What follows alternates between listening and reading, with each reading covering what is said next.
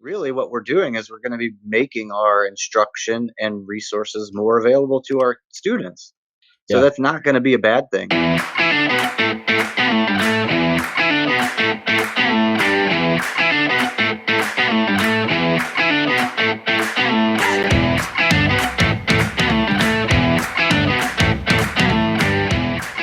My good friend, my old friend, not that you're old, but I'm we're old. both old. We've been friends for a long time.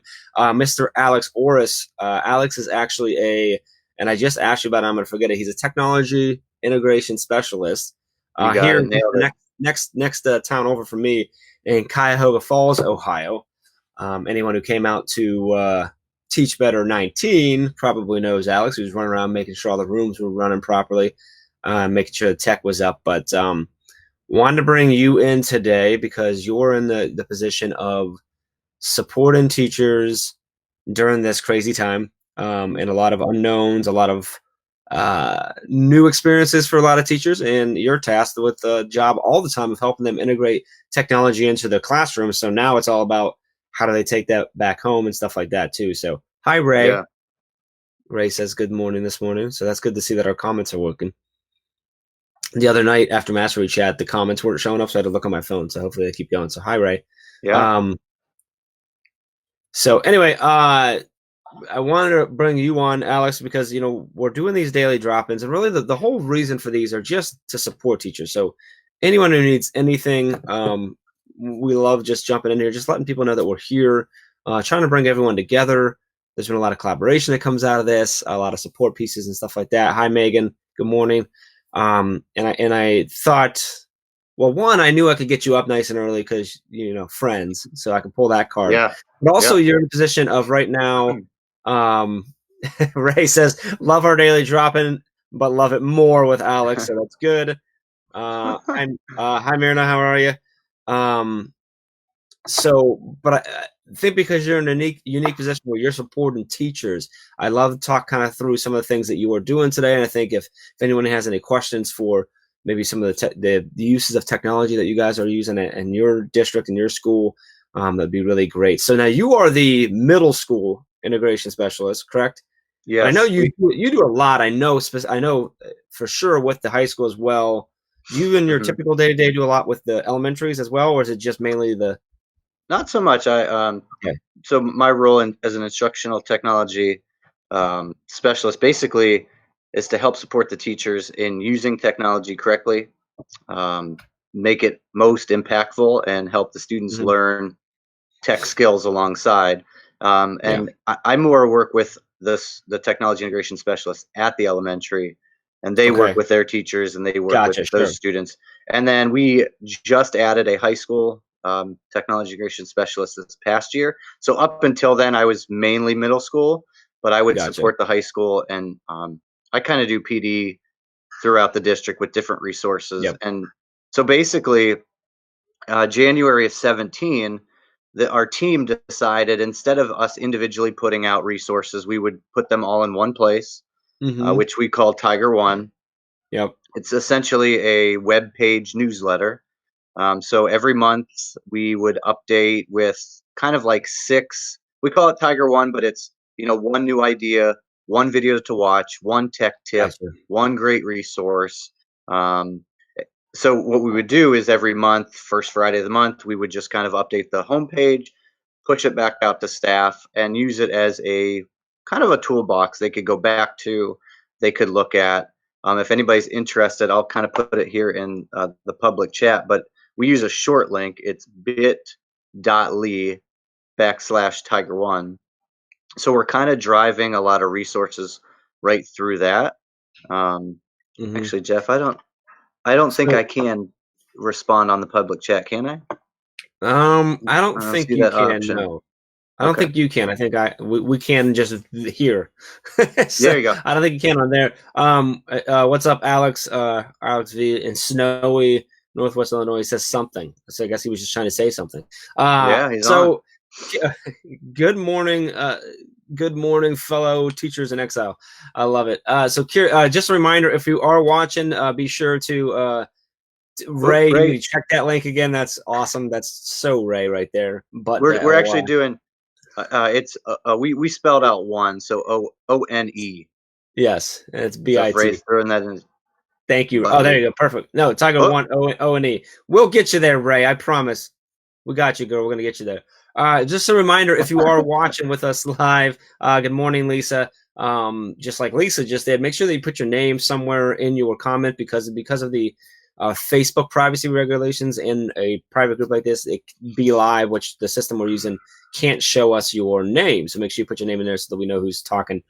So curious, Alex, with everything going on, now you guys were closed last week. You were down. You were no students were in, right? You guys were down just yeah. like so was. I know this week everyone's on. We're all on spring break, so it's a little different. Mhm. But starting last week and looking towards the next week, have you been getting? Are you personally more supporting the district as well, or still are you guys your team sticking still to their building? No, we've definitely widened. We've taken a team approach. So, Gotcha. yeah, Okay. our last day for students was Friday, March 13th. So Same last here. week we basically had what our district and a lot of districts called um, educational opportunity. So Mm-hmm. teachers developed online resources, mm, activities, and then printout versions for last week and Mm-hmm. next week, and kind Gotcha. of our wait and see, which I think we all know what the wait is going to extend to. Mm-hmm. But these 2 weeks, last and next, are ungraded. Um, Teachers are encouraged to give feedback, but nothing is being graded to this point, Okay. and we're kind of embracing and expecting that coming after April 3rd, if and when the deadline, if and when um, school is still shut down, then we'll kind of move to actual online instruction. I guess that's Yeah. the way we're going, right? So a Yeah. lot of the tools we've been putting out on Tiger One, I kind of broke it down when we made this homepage. We kind of broke it down into some sections. If anybody's checking it out, you might see things that are blocked since it's specific to Mm-hmm. just our users. Um, but mainly, and again, we're taking a team approach. So one thing we decided to do as a team is once or twice a day offer live online instructional support. We've kind of been Okay. testing out and using Google Meet and Zoom as our two platforms to share our screen and speak directly with our teachers. Google Meet, if anybody's not familiar, right, it's already in the Google Suite. Um, we didn't like it very much at first because everybody has the same permissions. Basically, when you Mm-hmm. join a Google Meet, it's a professional setting, and essentially every user could mute each other and even kick each other out. So that doesn't work very well for a student kind of based instructional setting. Now, Meet Yeah. did update and they changed some of those permissions where only the person who set up the meeting has the ability to Mm-hmm. mute, and kick off. But one thing a lot of our teachers have been concerned with if they're going to use this type of instruction live is to be able to control the student's webcam. Um, Mm-hmm. so Zoom gives the manager, let's call it, a lot more permissions to set and change. They can decide who's muted when and permanently. They can decide whose webcams are off and when. And Yeah. personally, if I'm on a chat with my students, I'd love to be able to see them, but I don't need to, right? I don't necessarily need to see my students in their bedrooms or in their setting. If they can Sure. see me, they can see my screen, they can hear me, and then Zoom allows users to raise their hand. So then I could kind of Mm-hmm. call on students, Okay, I like unmute that. Yep. them. Yeah, unmute them so then I can kind of, yeah, talk to them almost like in the classroom setting, one at a time, raise your hand. So, we've been doing these live online instructional supports basically for that reason. And I think we're definitely leaning towards Zoom, even though we're showing teachers both. Yeah. And then, Sure. and like you're doing now, we're recording them so that way teachers can go back Yep. and look at them. Yeah. And I think that's open now. If anybody's on there, they could probably see some of the topics and even watch some of those past recordings. Um, And sorry, geez, what Alex is referring to, Ray posted up further in the chat. It's bit.ly/tiger1, and one is spelled out ONE, which is their as Alex was mentioning, sort of their updated web version of a newsletter that they're supporting their teachers with. Good morning, Veronica. Good morning, Kaplan, Jeff. Good morning, Joe. Alex V also just made sure to explain to us his lame joke. He said, lame joke from me. The auto message said, say something so you guys would know I was there. So he said something. Love it. Someone said, good morning. Today's my first class conference using Meet. I'll update how it goes. Make sure if you are commenting, let us know your name there, because Facebook does not show us your name. And here, Kaplan says Zoom works well. So, and Amanda, good morning, Amanda. So Jeff Kaplan, the other night we were talking. So this past Thursday, he after the daily drop, and Ray offered just to connect on Zoom with any teachers that wanted to chat. Jeff was one of the ones that did that. Jeff had never heard of Zoom before. Got off the Zoom chat with Ray and like 8 or 9 others. Immediately called his co-teacher and said, we need to use this. They got on with their students that night, got to do face-to-face. He had to go find his dog. Something was going with his dog. So he like took his students on a video tour of his house to find his dog. And then they spent the next like 30 minutes of all his students introducing him and his co-teacher to their pets, which was a really unique thing, which I said, okay, this is a time where we find a lot of negatives, a lot of bad things to talk about. But this was a really cool opportunity that they were able to engage with the students in a way they never had, like a look into the world. And what I said is, how more connected are we than through our pets, right? I mean, what connects us better than that? So kind of a cool thing of really neat where Jeff saw that positive piece of this whole situation that we're in. So good morning. Mark Heller's in here. Good morning. Lisa A says, been checking out your site. What great resources for your faculty. Yeah. Not to pump up Alex, but Alex has always done a great job of making sure that he's there for his teachers. I know you do a lot of videos, like walkthroughs and stuff like that. We've shared out many times in the past your I can't think of what you call it. It's like your menu board of tech tools, which is really cool. I kind of set up as a SAMR, the SAMR model, what tools I use with my kids, so that if you want to see that, it's SAMR, SAMR .MrOrisTech.com. But say that again for me. It's SAMR, SAMR .MrOrisTech.com, and Oris is ORIS. That's a really cool one. It just gives you a layout of all these different tech tools and stuff you can use. So someone said, I want to use Zoom, but our district won't approve the app because they are afraid students will contact each other. We have Schoology and use conferences, but it's not very user-friendly, in my opinion. I think that might have been from Joe. Yeah, I know one. I know you guys aren't Schoology, are you? You're Google, aren't you? More Google Class. A few teachers use Zoology. Sorry. Schoology. One thing about Zoom, districts, this is hard. Districts don't have to open it up for students, because if a teacher hosts a Zoom, the student doesn't actually have to log in. They're using a link to join. They can sign in with their Google account. So I guess depending on your Google admin, what they can allow, what they decide to allow. And again, that's going to be at each district's discretion. But Zoom definitely has a lot more control. And those of you who are using Meet with Students for the first time, you're probably going to find that out, that there's things in there you wish you had a little bit more control over. Students can't raise their hand, they can unmute themselves. And those aren't bad things, but if you got 30 kids in there, they can create a distraction that you don't need in this type of setting. So that's where Zoom, I really do think potentially is good. So it's Adam that's using Meet, and he's asking Alex, how easy is it to record? How are you guys recording your Meet sessions? It's very easy. So first thing with Google Meet, it has to be enabled in your Google admin, and that takes 24 hours to update. So once you're in a Meet, there is a toolbar at the bottom, and in the lower right, you'll find 3 dots, that 3-dot menu that'll kind of open up more settings, and one of them is record. So it's super easy. You just, you don't have to do it from the beginning of the meeting. You can pause in the middle, and then it just downloads directly to Google Drive. You'll find a new Google Meet folder that it creates for you, and it puts them right in there. So some of the ones that I posted on Tiger One, their office hours, we basically, if nobody showed up, I had kind of questions I was going to answer. Hmm. And then as people asked questions, we kind of took it in different directions, but I kind of Okay. posted those topics there as well. So Adam, it sounds like the biggest piece is to make sure that that is enabled by whoever controls your Google admin, so that you have the ability to go down there and record. So let us know if you have trouble with that.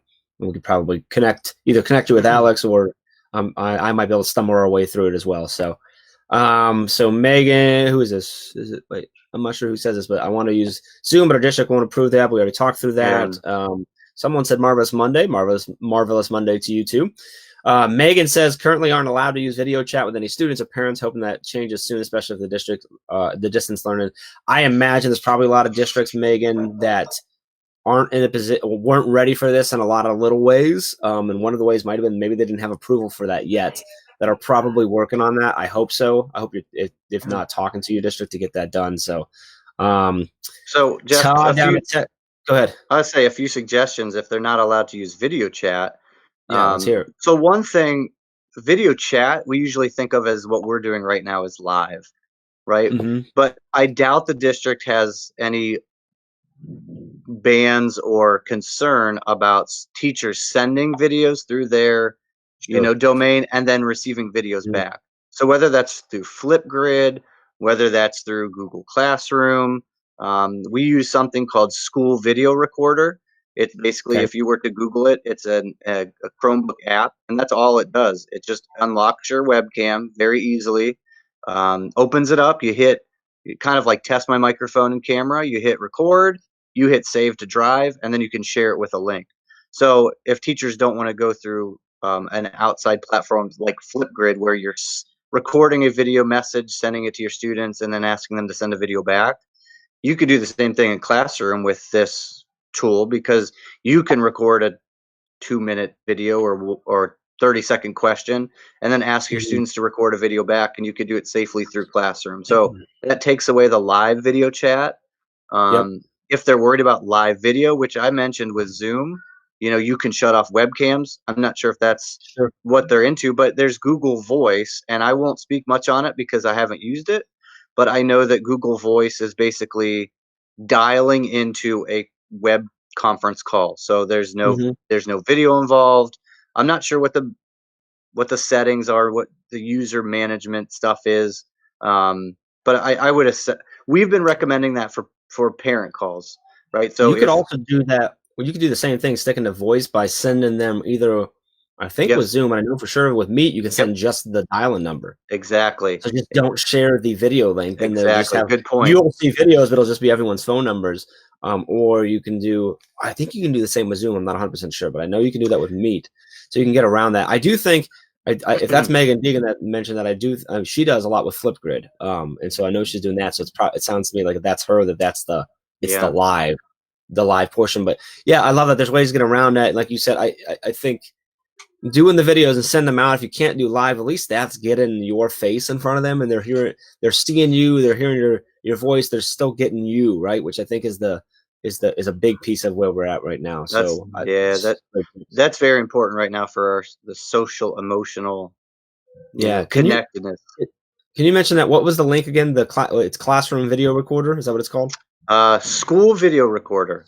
School video So recorder, and that's a Chrome actually, extension. Jeff, can you do your screen share for a moment? Can you pull I up? can. We talked about that SAMR model, samr.mroristech.com. Yeah. See if that gets you there, and I can kind of show you that resource. And while you do that, Yeah. I wanted to mention the next thing on Tiger One. I had talked about how we're doing live instructional support. Hmm. I would recommend this second thing, and you're not going to be able to see it very well because it's locked to our domain. But we're using Google Groups for a Q&A. So basically, everybody in our domain has access to it. And this allows our team to answer any question with fidelity. So a teacher can go on there and post a question, and then if I have a chance, I'll get on and answer. But so will our middle school media specialist, so will our high school CTIS. And that way we can see how they're answering questions, and we could do it the same way. The other thing, we know not everybody's going to use this discussion board. I last week I got more texts, I think, in a day than I would get in a week, Yeah. and emails. So what we've kind of been doing is taking all those questions I would get a text and I would answer the teacher through text, but I would take their question, post it on our discussion board, and then post my answer with it. So that way, teachers and our instructional staff can kind of go to the discussion board and see, like, okay, what, is my question already on there? Is there something I can add? How is Hmm. how is somebody else answering this question? Because we have a team text message thread. It's impossible. I was cooking dinner and I looked at my phone. I had 50 messages, right, Yeah, from it's our tough. team thread. So Yeah. instead of then talking about it through text message, every single question we get, we're Hmm. kind of using that. So yeah, I see you pulled up, the it's called School Video Recorder. Yep. It's literally just an app that you add to your Chromebook or your Chrome browser, and there's the 4 steps. You can see it. It's name it, test your mic and video camera, record, and then say stop and save to drive. Gotcha. Very cool. So then it just saves the drive, which is great. So I want to jump in. A few got some people coming here. So Todd in Texas says we are meeting in PLC today in Meet. I'm hosting a virtual happy hour with my colleagues later on in Zoom. Oh, I love that, Todd. The happy hour. That sounds, if it's what I think it is, that sounds great. We did a happy. We actually did a neighborhood happy hour yesterday afternoon. All in our driveways. All my neighbors went out, and we were Yeah, all just in our driveways with a drink and sharing. So that's it's that finding ways to be social. I know, like we've seen a lot of different groups of teachers jumping on just doing Zoom hangouts, and we saw some that there was a group that went for a walk, and they all just like connected for their walk and things like that. So doing that type of stuff is just awesome. Someone says my eighth grade team uses Google Meet to connect before and after our school day. Also use it for office hours for our students. Adam says thank you for all the information about how to record. He's going to do a run through now. He's got a meeting at 9:30. So he says you're awesome. He has to be talking about you. Let's see. Megan says I definitely use Flipgrid a lot right now. I've been recording videos and sending it to them too. I was hoping to do a live platform if they wanted to, but I know that's going to take some time. Megan, we can work on that. Megan also did an awesome 4-part series. If you've never use Flipgrid, over on youtube.com/teachbetterteam. You can get that from teachbetter.com as well. But Megan did a 4-part series of just how to get going with Flipgrid. So it's one video, just how to set everything up, how to create your first grid, how to create multiple grids, and then what she does as far as her daily check-ins with her students. So it's really, really great over there. Joe says, if this whole situation teaches us anything, I'm finding a lot of students do not know how to use their technology. They're consumers. So I want to propose next year that we institute some sort of tech class, middle, high school.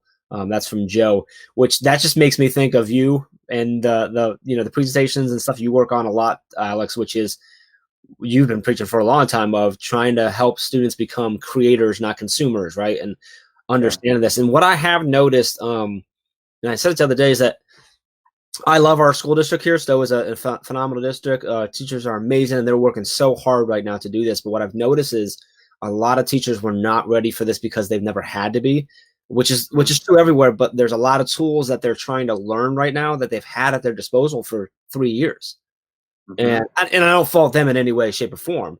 It's just one of those things of like where I think people in your position, it's so important for us to continue. And I think out of this, this is going to happen by nature is utilizing these tools and understand how we can use these tech tools all the time. And if yeah, you're using them all the time and your students are familiar with it and you're familiar with it, a flip to this still isn't easy by any means, but I believe it's easier, and yeah, probably less stressful because you're like, oh, okay, so what I'm going to do now is just flip from doing videos in a classroom to just doing them at home. And I think that's a really important thing that I've noticed from here, is that we're getting a lot of stuff from our teachers who are doing a phenomenal job saying, they're communicating a ton, but a lot of what they're communicating is I'm learning this too.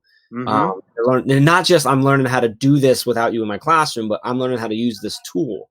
right, And my first reaction was, you've had this tool for 4 years. Like, why do you know how to use it? And I'm like, oh man, like they haven't had to, mm-hmm, and no one's really pushed it. And so I think it's important for us to take that away. And I think that there's another silver lining, another positive, is that the amount of tools and adaptability that teachers are just getting now out of necessity and just adapting and learning stuff is going to be a positive thing for moving forward as well. But it's been really cool to see how many teachers are just diving in and figuring things out. So yeah, and really important there.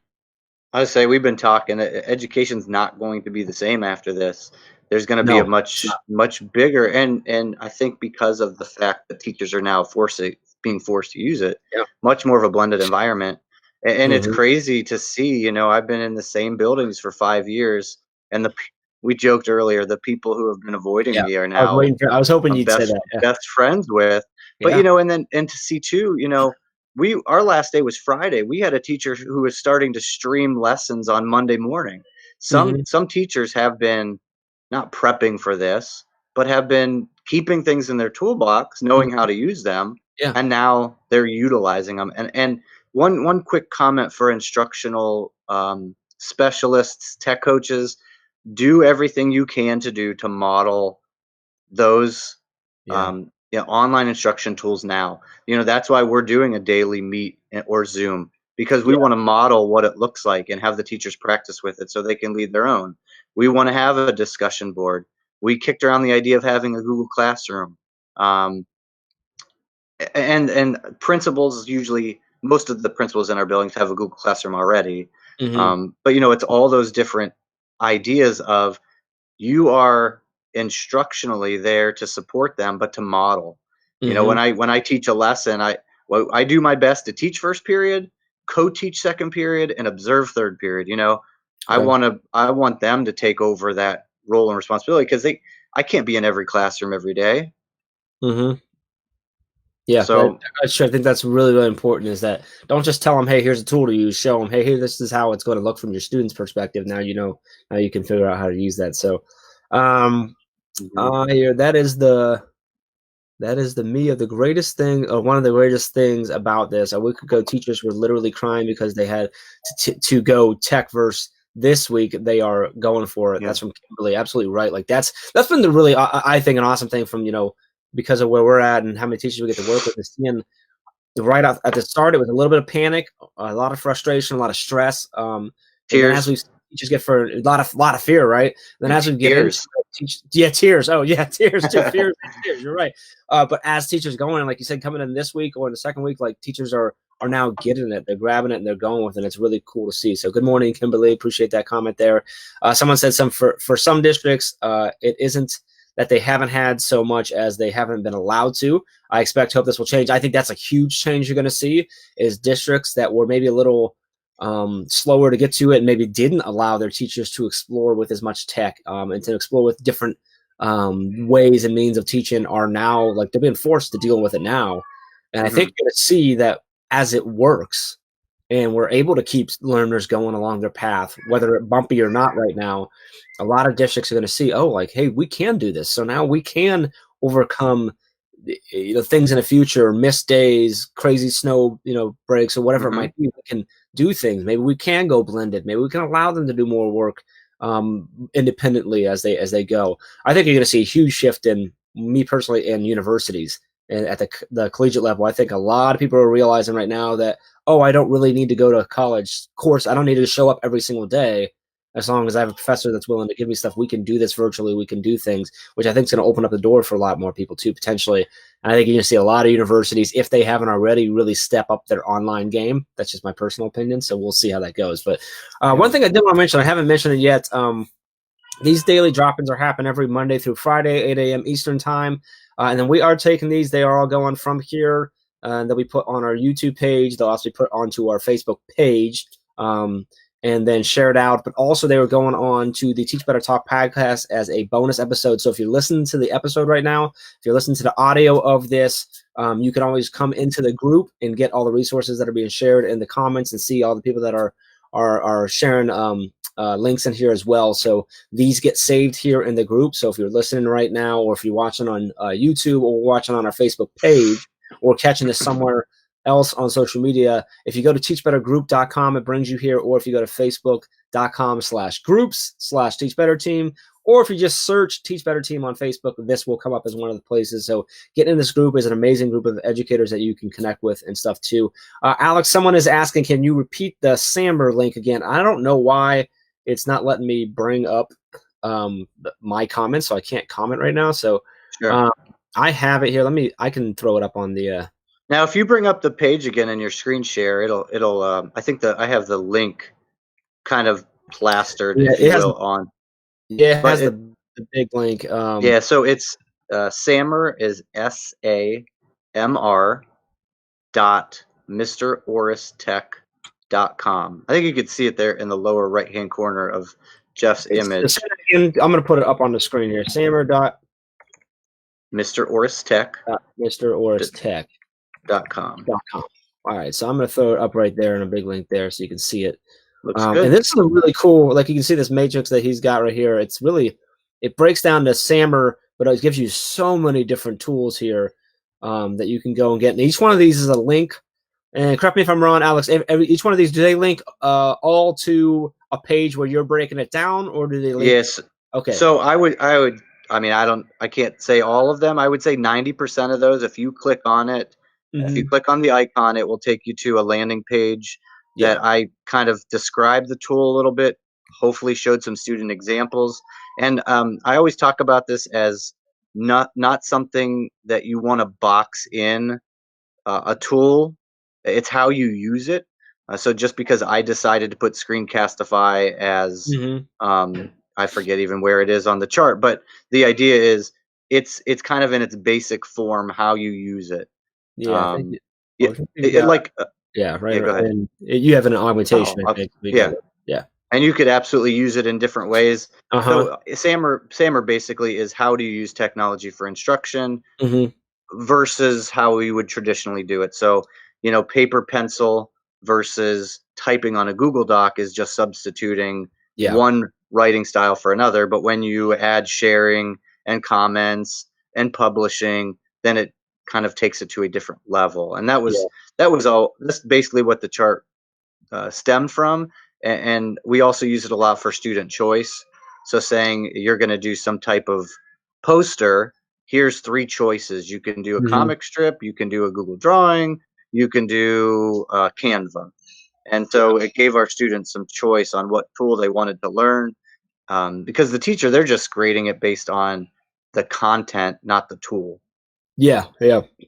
Which I love. Just this has always been a great resource that we've shared a lot. Like just if you're watching right now, what Alex has done is broken down like down the bottom part here is just like a typical assignment that you do traditionally, and then you break it down based on the SAMR model, moving upward of how you would integrate tech into it. So it's a really great resource. And like I said, each one of those links off to either I think for like you said, I think almost all of them link off to an explanation page of how you would potentially use it.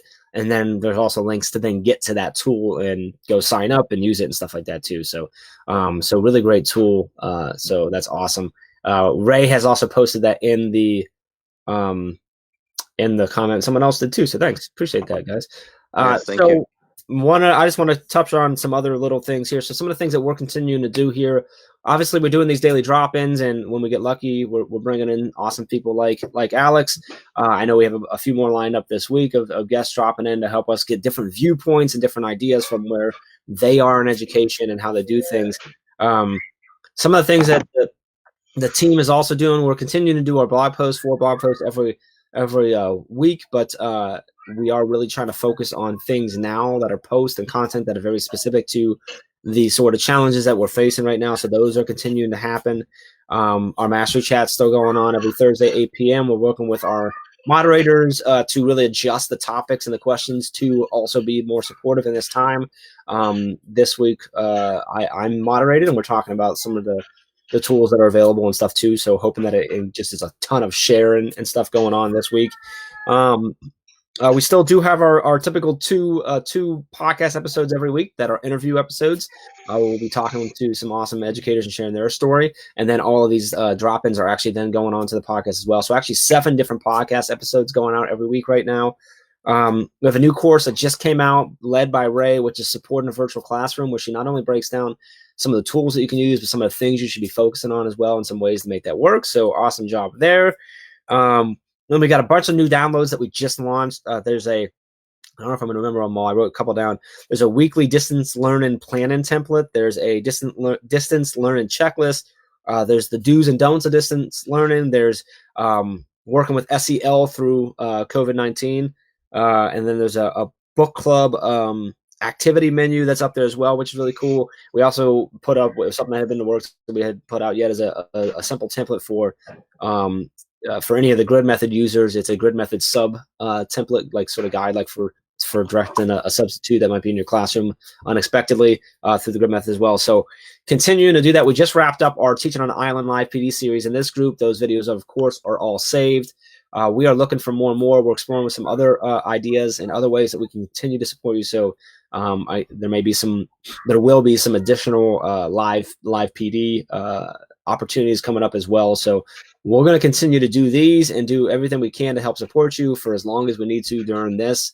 We're going to keep trying to listen to you and what you guys need and doing our best to do it. So that's still happening. So Alex, let me ask you, just in general. So let's see. So last week you guys went on, and then this week you're on spring break. What's been sort of the biggest challenge, or maybe the biggest fear that your teachers have expressed when this all started, or maybe that they're continuing to express? What's been the biggest sort of worry point? What are you getting the most calls and text about right now?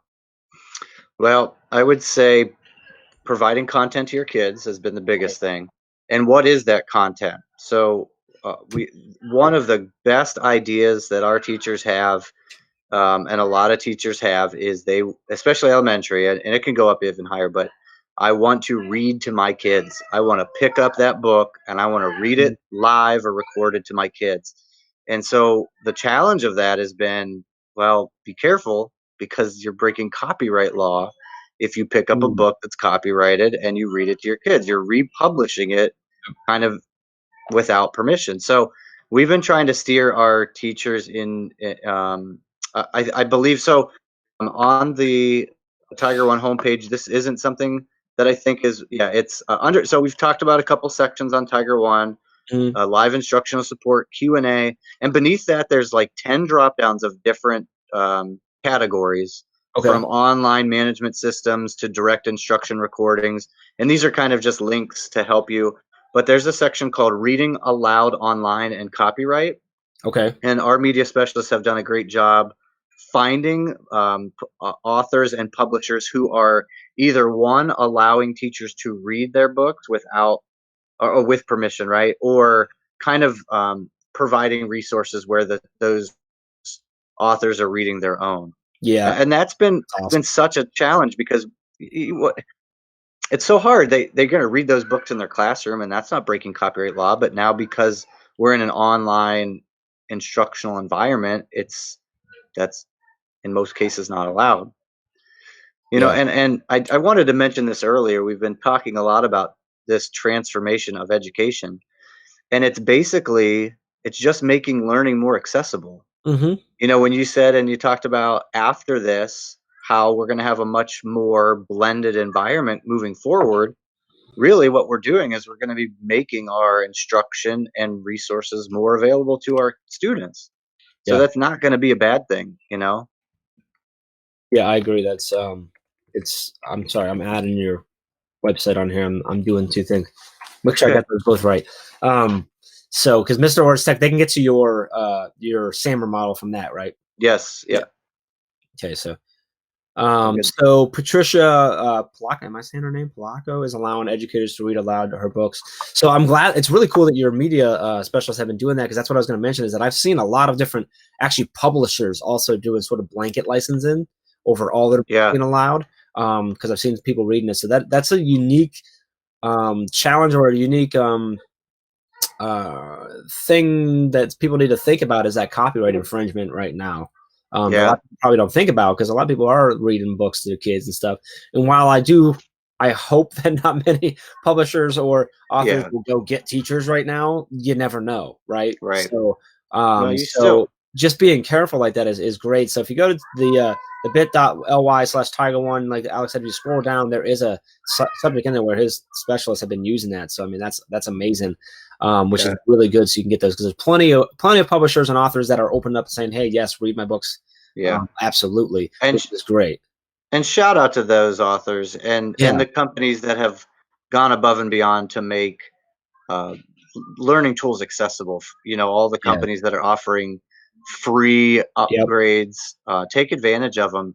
Learn, pick some tools, use them, learn them.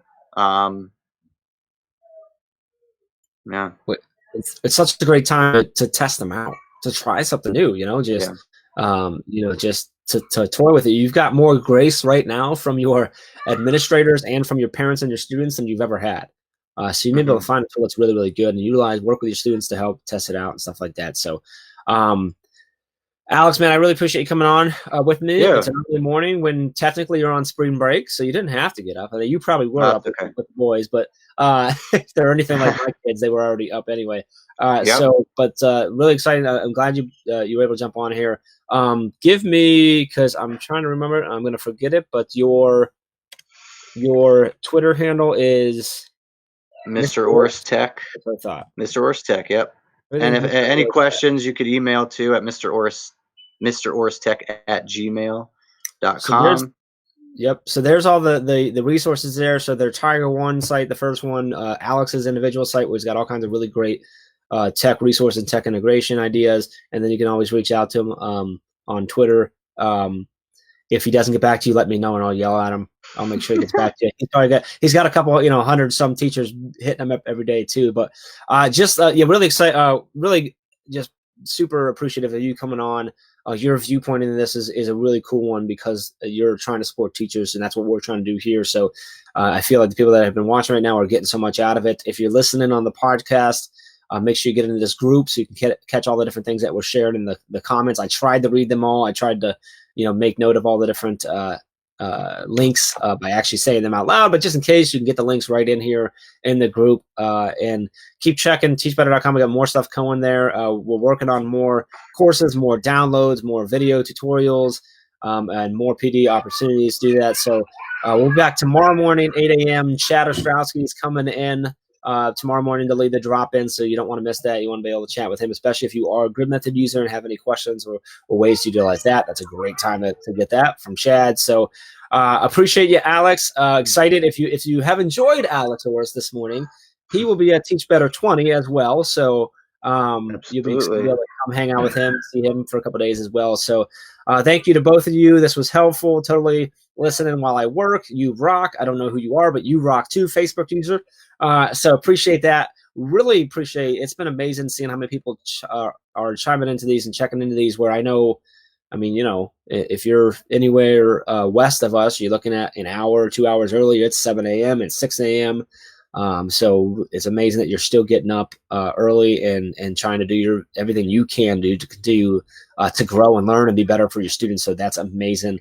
I've said this a whole bunch this past week. I'm going to keep saying it that I said it at our conference that room of teachers trying to learn and grow is what gives me hope for the future. I'm getting even more these last 2 weeks of teachers just doing everything and the sharing and the just willing to go after and do whatever they can to be better for their students. Like, truly awesome. So you guys are all amazing. And we'll see you tomorrow morning, Chad, here. If you need anything at all, reach out, let us know, and we'll keep doing everything we can to support you. So appreciate it. Have an awesome Monday.